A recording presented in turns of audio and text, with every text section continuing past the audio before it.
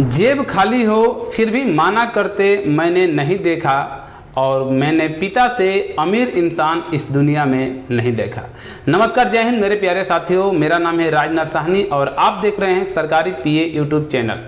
दरअसल बात यह है कि सुबह से ही आप लोग देख रहे होंगे फेसबुक, यूट्यूब, इंस्टाग्राम, ट्विटर, जहाँ पर भी आप देख रहे होंगे एक ही डीपी दिखाई दे रही होगी, हैप्पी फादर्स डे। तो इसी के उपलब्ध में आज हम एक पिता और पुत्र के बीच एक बहुत ही रोचक कहानी सुनाने वाला हूं, जिसको सुनने के बाद से आपकी आंखें भर जाएंगी। दरअसल बात यह है कि एक मिडिल परिवार रहता है और उसमें एक पुत्र अपने पिताजी से बार बार एक न्यू बाइक की आग्रह करता है, एक न्यू बाइक लेने के लिए। उसके पिताजी काफ़ी गरीब होते हैं, काफ़ी मेहनत कर कर उसको इंजीनियरिंग की तैयारी कराने के लिए पैसा इकट्ठा करते हैं और काफ़ी मेहनत करते हैं और बोलते हैं बार बार कि बेटा मेहनत से पढ़ाई कर लो ताकि अच्छा आप इंजीनियर एक बन सको। तो पिता की इस बात को सुनकर उसके पुत्र एक दिन बोला कि पिताजी हमारे लिए एक बाइक खरीद दीजिए। पिताजी बोले कि बेटा तुम तो देख ही रहे हो कि कितनी हम लोग मजबूरी में चल रहे हैं और किस तरीके से घर का खर्चा चल रहा है, आप तो जानते ही हो। लेकिन बेटा बोलता है पिताजी से कि नहीं पिताजी, हमारे जब हम जाते हैं कोचिंग पढ़ने तो पैदल जाते हैं और हमारे जो मित्र साथी दोस्त यार हैं सब लोग बाइक से आते हैं, तो हमको अच्छा नहीं लगता है।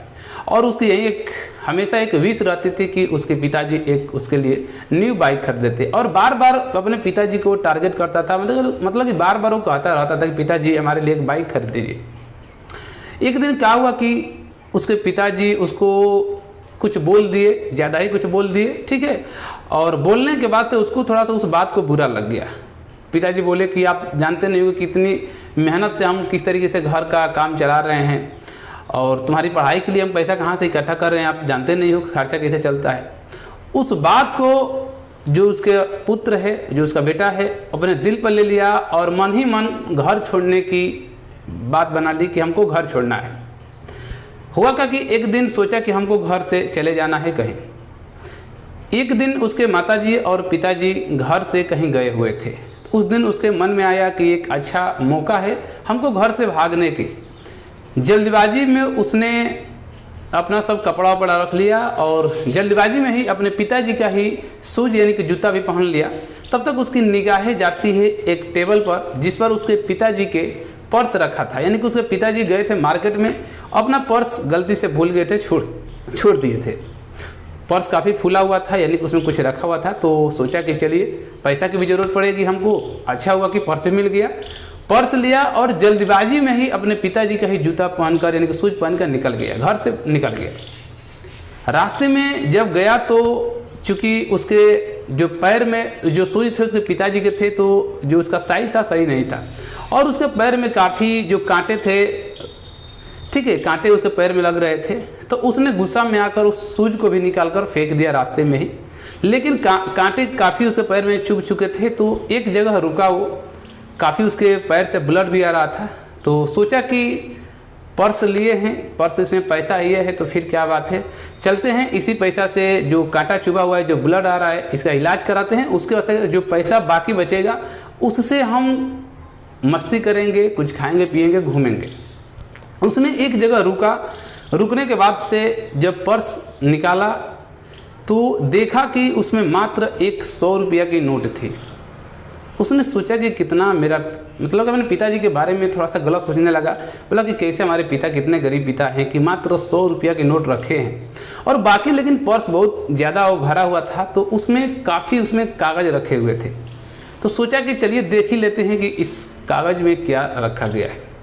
उसने एक एक कर कागज़ निकालना शुरू किया। जो सबसे पहला कागज़ उसमें से निकाला तो उस कागज़ में लिखा गया था कि उसके पिताजी ने किसी अपने जान पहचान वाले से 40,000 रुपया लिए हुए थे और वो 40,000 रुपया किसी और के लिए नहीं, अपने पुत्र के लैपटॉप खरीदने के लिए लिए थे। क्योंकि जो लड़का था इंजीनियरिंग की तैयारी करता था तो उसको लैपटॉप की ज़रूरत थी। तो उसी के लैपटॉप खरीदने के लिए उसके पिताजी किसी दूसरे से 40,000 रुपया लेकर उधार और इसके अपने पुत्र को लैपटॉप खरीद कर दिए थे और वहीं 40,000 रुपया रिटर्न करना था यानी कि देना था। उसी का हिसाब लिखकर उसके पिताजी उस पर्स में रखे हुए थे।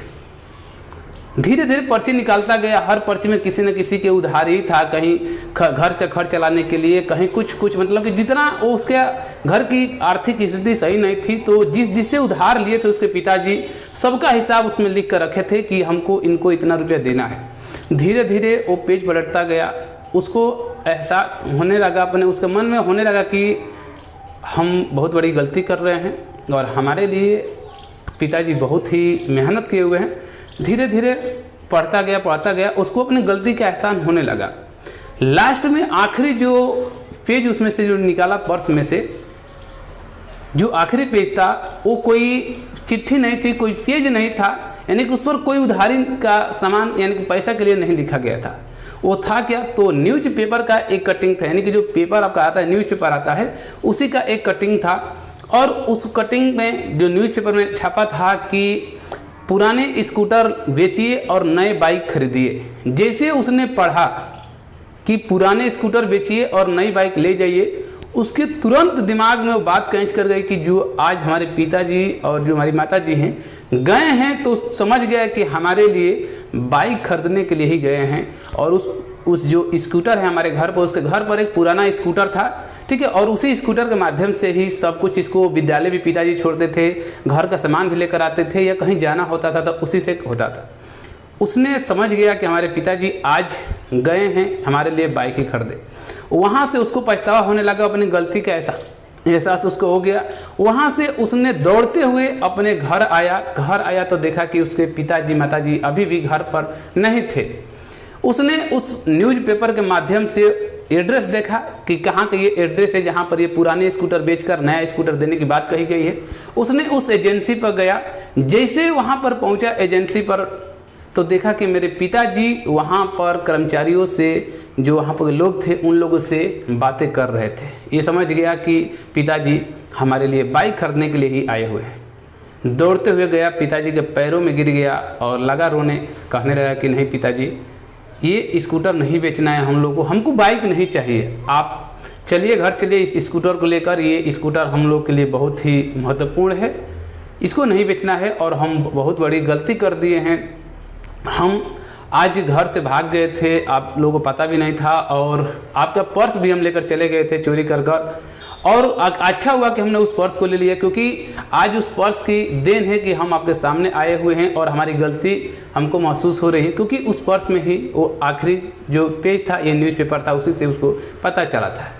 उसको गलती का एहसास होने लगा और लगा वहीं पर रोने, माफ़ी मांगने लगा पिताजी के चरणों में गिरकर। फिर कहा कि पिताजी चलिए।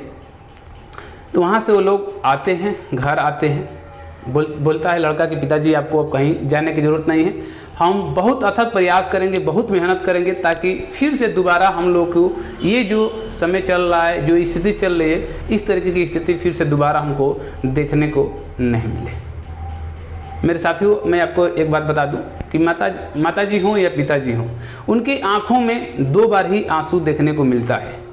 पहली बार जब वो अपनी लड़की को जब अपने घर से विदा करते हैं, यानी कि जब शादी हो जाती है, लड़की घर छोड़कर जाने लगती है, उस समय आप पिताजी और माताजी की आंखों में आंसू देखेंगे। और दूसरी बार तब देखेंगे जब एक पुत्र अपने पिता को किसी बात से इग्नोर करने लगता है, यानी कि अपने पिताजी से मुंह मोड़ने लगता है, तो फिर उस समय आप उनके आंखों में आंसू देखेंगे। ठीक है, तो इसीलिए कहा गया है कि जेब खाली है, लेकिन फिर भी हमने कभी माना करते हुए नहीं देखा, और इस संसार में अपने पिताजी से अमीर इंसान नहीं देखा।